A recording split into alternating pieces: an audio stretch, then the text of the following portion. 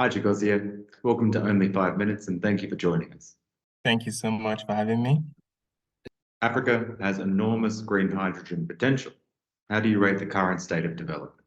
You're right. Africa has huge potentials for green hydrogen development, and this is as a result of huge potentials for renewable energies, solar, wind, hydro, but also geothermal. And as a result of this, in abundance and also certain resources like land, and also good locations and geographical advantage, Africa has that advantage to produce large-scale green hydrogen, but also smaller scales, depending on what country's potential plans are. And I think that because of this, Africa has a lot of potentials to produce hydrogen for domestic use and export. And on a national scale, where are you seeing the most promise in terms of projects?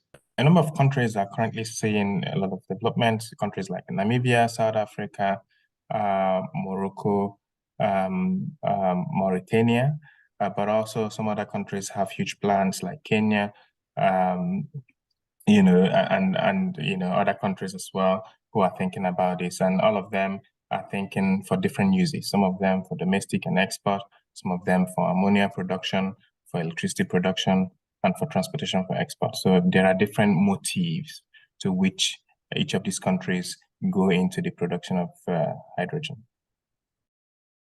I understand there's a lot of foreign investment when it comes to green hydrogen projects in Africa, but what can you tell me about domestic investment and coordination?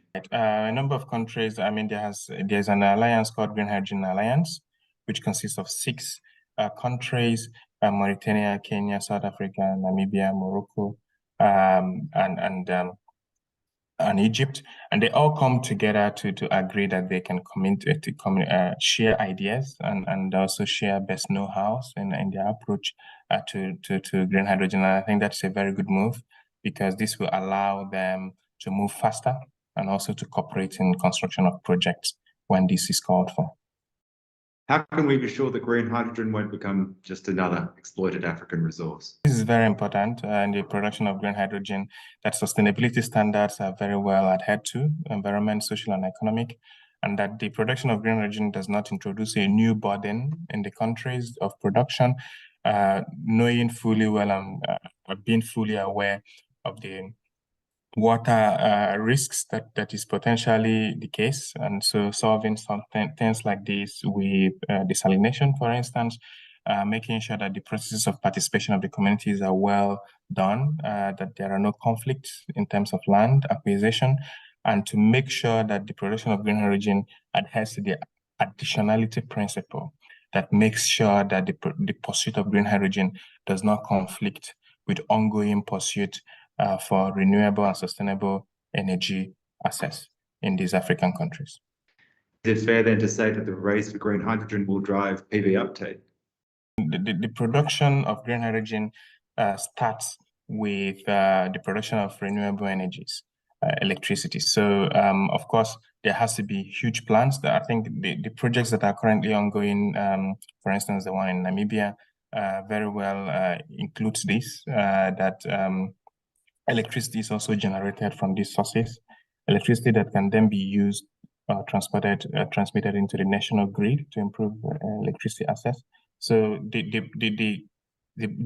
green hydrogen projects have the potential of also increasing electricity access, increasing water access through desalination, if well planned, and so by so doing, and all of these things are contained in the additionality principle that I've just mentioned earlier. What will unlock green hydrogen in Africa? Will it be partnerships, interconnectors to Europe? Partnerships will play a major role in this green hydrogen pursuits in Africa, because there has to be, especially when it comes to demand of the hydrogen. Of course, most of this demand may come from Europe, in addition, in line with their decarbonization principles. As the cost of green hydrogen also reduces, further demand, demand will also increase as a result of decrease in price of green hydrogen. And of course, all corporations in terms of research, in terms of foreign direct investment, in terms of cooperation and collaboration, would drive further the green hydrogen pursuit, and would even see it drive further than we are seeing it now. Chigozie Nweke-Eze, thank you very much for your time. I'll give you the last word. I think green hydrogen pursuit in Africa is ongoing, and I think that it will continue with this momentum. And it's highly important that as we are looking at it and pursuing it, that we are also highly careful about sustainability principles that are also embedded, as we also look at the vast potentials that this brings to the decarbonization, and also economic development in African countries. Thank you.